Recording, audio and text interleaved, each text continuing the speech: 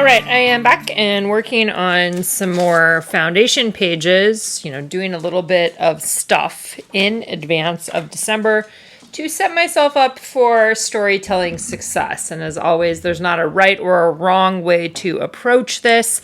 I just like to do a little bit of the work before December comes along. For me, it helps speed up the process a little bit in December because I've already thought through some of the story ideas. I've already completed some of the crafty construction parts of the project. So I like to do a combination of doing some things in advance and then leaving space for serendipity, for creativity, for other things that might come up during the month of December. So a couple things that I have just added in here right now.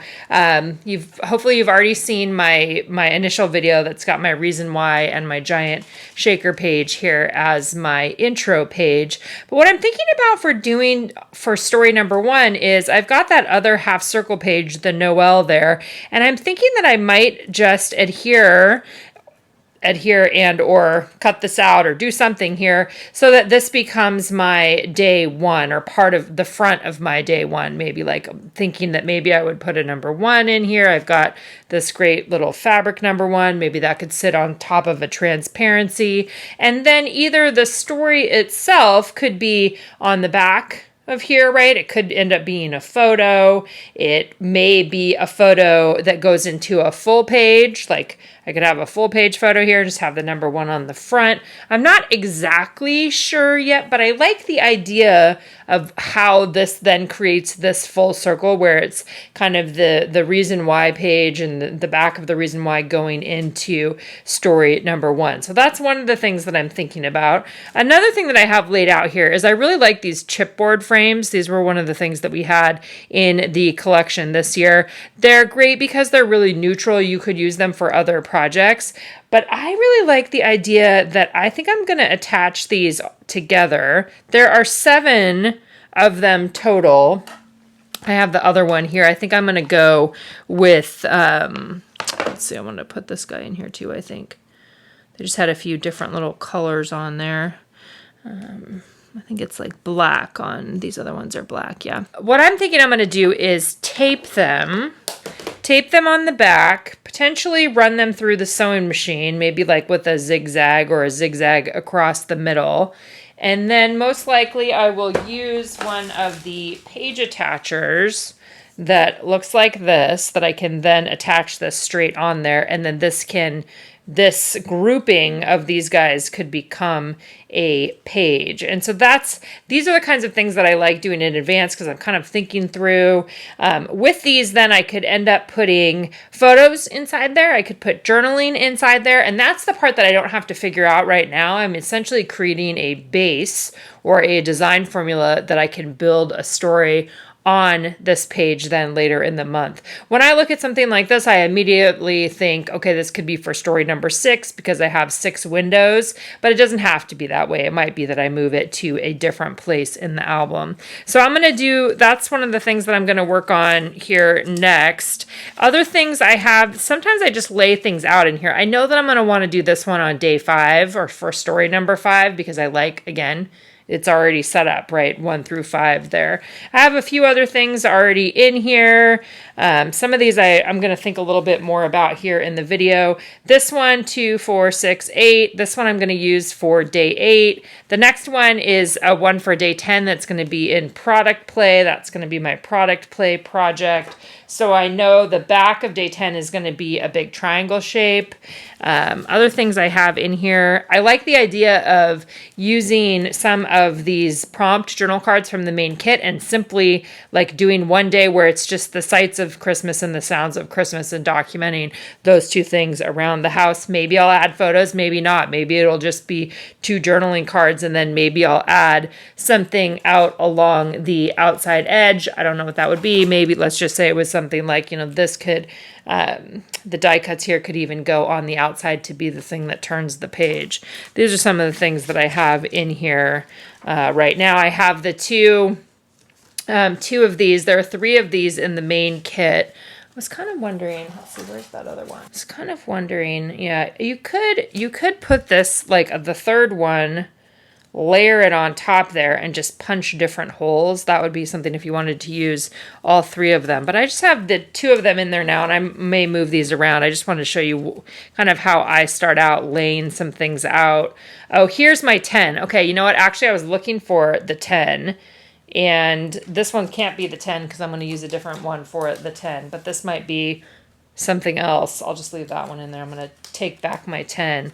But these are all cards from the main kit. And I love the idea here, again, of the opportunity to just respond to some ing phrases, right? That's a great jumping off point for journaling. So this will be one day of story here that's already laid out for me. This guy I just love. That'll probably jump onto a full page photo. The biggest thing for me in the beginning in this part of the process is, especially as you guys are receiving your kits and all your supplies, is getting out and looking through and figuring out what's the stuff that you really want to make sure that you don't forget to include this year. What are the things that you feel really excited about, that you know that you want to play with in your own project, and then start with that as you potentially build some pages. And building your pages in advance or setting up some of these pages in advance doesn't mean that you have to do anything besides kind of think of some ideas, like think a little bit. And those of you that are participating in product play and prep day, in product play we have 30 plus ideas for you based on the specific products that we offered this year. So there's going to be tons of ideas in there that you can incorporate into your project as well. So last year I was a little looser on my foundation pages, meaning I gave myself a lot of space to kind of decide as I go. And I'm probably going to do something similar this year. So I'm just going to share with you as I do things. I will share, and I'm going to go ahead and I'm going to do something with these chipboard frames first. All right, so diving into this one, what I'm doing is I am laying out 6 of those frames, and then I'm going to use a little bit of Scotch tape to adhere them together before I run them through my sewing machine. If you don't have a sewing machine, you can still do what I'm doing here in terms of having a base foundation with 6 spots available for photos, stories, embellishments, those kinds of things, right? Lots of things could go on there. So to attach this one to my album, I'm going to use that plastic page attacher. So I just pulled that out. We don't have any of those available in the shop right now. I think we might have some of the 3-hole ones. If we do, I will link that for you guys below. We do have sticker page attachers that are made out of a thicker cardstock that would also work to add this into your album. Or you could just put it on top of a piece of cardstock or a piece of transparency or something like that. That would also work. Okay, so you can see that I did run this through my sewing machine. I did a zigzag stitch using a fun bright green color just to bring in some additional color. I am marking the space on my page attacher there because I'm going to trim this down. I'm cutting off about half of it so that it's essentially the width of the outside edge of those chipboard frames. And then I will do a little bit of trimming off the top and the bottom once I have it on top of there. Again, this is just one option for adding something like this into your album. I love using these plastic page attachers. They work really great for, especially when you're constructing a page like this that is built of something else, right? Some other sorts of embellishments. So when I'm doing something like this is a good example of, I don't know what story I'm going to tell here yet, right? I don't know yet. I will await a story to be told, but I can do a little bit of thinking in advance. Okay, things that could go behind here, pictures, right? Journaling cards, just like that one I showed there. Additional kinds of journaling could also go in there. After I got the page attacher on there, then I'm starting to just add it into my album and thinking about, okay, I don't know exactly where it's going to go yet. And again, I'm doing a little bit of a looser foundation page approach this year, getting some things like this done in advance, but not having it completely or solidified any farther. Sometimes I do ones that have more are more solidified, and other times I leave it a little looser. I loved the idea though of adding the main kit card, the 3x4 card that said December people and places and things. That will give me a little bit of a jumping off point during the month itself for when I decide what story I want to add on there. And at this point in the process, I am using the Scotch tape to just adhere it in place. That will also give me the flexibility if I want to change that up during the month itself. You could do shakers with these. You could do transparencies. I think probably when the month comes around, or excuse me, on whatever day I ended up using this, I think I'll probably do at least one of those as a transparency so that there's a see-through to the other side. That will require a little bit of additional construction rather than just doing a full page on the back, and I may end up doing just a full page. Who knows? We don't know yet. What I'm doing now, though, is I wanted to add a little bit of pom-pom ribbon trim to the outside edge. So I put on some thin red line tape, like a 1/4 inch red line tape, and then I am adhering the pom trim on top there, and I'll link that pom trim for you guys. I have a bunch of different colors of this. You can buy a little package of it on Amazon, and it's been a fun way to add pom into this project and into some other projects as well. And you can see on the very bottom of the screen there, I'm pulling it up a little bit and just getting it back in place. You can also run that through the sewing machine. In this case, I find it's just easy to use the red line tape, and that seems to work pretty well as an adhesive. So that's pretty much all that I'm doing on this one, but it's a great starting place, right? It took, a little bit of time to construct this, and that's going to save me time in December itself. And I am someone who enjoys the process of figuring it out during the month itself.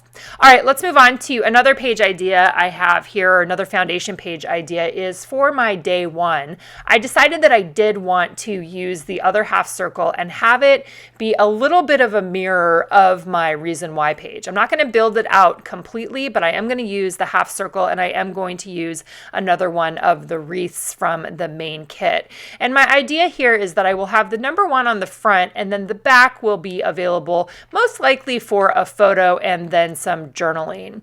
I used a 3-inch punch to circle punch there, and I thought about using a black fabric number 1 sticker that we had offered at a different time this year. I end up going with some embossing. When I'm doing something like this, where I have the back of something, I know that the back of this wreath you're going to be able to see it. So I decided that I wanted to add a little bit of pattern and texture on the back. So I'm flipping through a bunch of the different stencils that I have. I actually end up grabbing a 6x6 square stencil, and then I am going to do gold embossing on the back. So I've got my stencil, I've got my Versamark, I'm using one of the paper pouncers. These are ones that we offered in the shop this year. I'll link them as well. I'm pretty sure that those ones sold out, but I think that I've got a link for another source for you for those. That's a really easy way to add the Versamark or ink. Maybe you don't want to do embossing, maybe you just want to have ink on the back. We want to finish off the back of this frame a little bit because we know that it's going to be seen when we turn the page. So the front is going to have the number 1 on it, and then the back will have most likely a photo and a little bit of a story. So got the Versamark on there, the snappy tray that I've had for probably almost the entire time I've been scrapbooking, which is great for the embossing powder to go into. I'm using a Gold Ranger embossing powder. You can use whatever color you would want there on the back. And then I'm using my heat gun to go ahead and set that in place and melt that embossing. And I always love how it melts and then it changes color, and then you have this great little gold bit. So in this is another example, right, where I'm setting myself up for success in terms of doing some of these things. Like this part takes a little bit longer, establishing some of those things so that when day one comes around, or when I am living my first day of December and I'm thinking about what story I want to tell, I'll know that I want mainly probably one photo, and it's probably going to be a half circle photo. And then I will probably do my journaling in the circle, right? I've got that 3-inch circle there. I probably won't use that specific 3-inch circle, but I will use something that will go on top. One thing that I did think about, though, I did consider stamping all over that. And that's something that I've done in the past where I just did a big page of stamping. So I thought about that a little bit, but I decided that I didn't want to commit to that right now. And that's kind of the dance that I do with foundation pages, right? Is, do I want to commit to this right now, or do I want to do a partial amount of this particular page, or how this is going to support this one story, and then leave a little bit more space for later on. The pattern paper that I'm actually using, or that I ended up putting in the center of the wreath, is from last year's December daily. It was actually in my scrap area, and it's just a little red plus sign there, but you could use any of the patterns. And then what I'm doing next is I'm going to use the number 1 from the 6x8 stamps that we offered this year, and I'm going to emboss that right inside of the circle for my number 1 here. So again, pulling out the same gold embossing powder, trying to get it in the right place. It ends up not being right in the center, which is not my preference, but this is another one of those situations where I'm just going with it, partly because I had only a specific random amount of that pattern paper left over.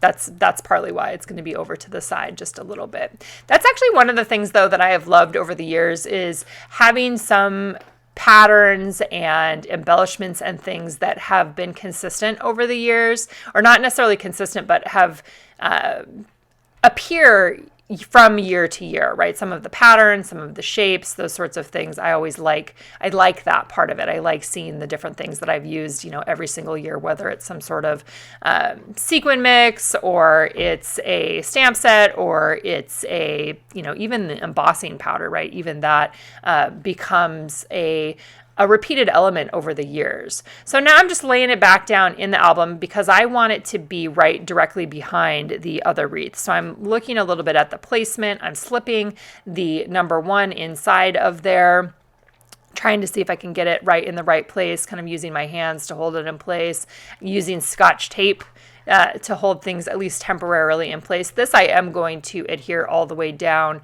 on to there. I think that I end up using some red line tape, but that circle that I just picked up, the punched out circle, is just, I'm using that so I can visualize where that circle would be placed on the back, most likely with some journaling for day 1. And often my first story in my album is just about diving into the season, right? Or diving into December. I talk a little bit about that in my reason why, or my this month I will journaling on there, that's on the first page. But most likely it'll probably be, diving into the season, or maybe it'll be something that already happened prior to December, getting the lights on the house, or, something like that, or just being excited for the actual season that is coming and that we are diving into. So that will be the back. And the back will, again, have a photo, probably some journaling in the month itself. I'm also using a chipboard strip that is from the main kit. I love the dark green with the gold. I definitely, Katie, if you're watching this, let's do more of that next year. I loved the dark green, like that hunter green with the gold foil. I think turned out really cute. Again, that's from the main kit there. So I'm going to adhere that on top. And then I think the other thing that I do here is I write a little note to myself on the back that you're going to see in a minute. This is just going straight across there. You could use all kinds of things. You could use ribbon right there. Lots of different things that you could do if you wanted to add on chipboard. You could use word phrase stickers that could go across the middle there. And I'm just adding on a little more adhesive to make it feel like it is in the right place. Let's see. And then I'm going to test it in the album itself so I can kind of see, is it laying on the right spot? And then I actually pulled out there was a couple, I think this is from the Advent calendar. There was a gold star, chipboard star sheet, and it had gold and red. And so I'm going to add a couple of those on there. One onto, actually looks like I already added those on my original foundation page too. And then I'm going to write a little note to myself, like, photo here and add words here, because that helps me then remember that that was my original intention. And I can change my mind because I'm the boss of myself and I'm the boss of this project. But I hope this is helpful for you guys to see kind of where my starting place is. I'll do another flip through here probably next week, talking a little bit about what the rest of the pages that I have in there already. Again, loose, a lot looser, or still as loose as last year, something like that. But I'll do a walkthrough and talk a little bit more about the papers and things that I've selected to add in as holding places for my stories in December. As always, you guys can let me know if you have any questions in the comments below. We are getting ready for our product play workshop to start next week on November 1st. You can still sign up for that. 30 days of ideas. Each day is a new idea using products from this year's collection. All right, guys, we'll see you back here again soon.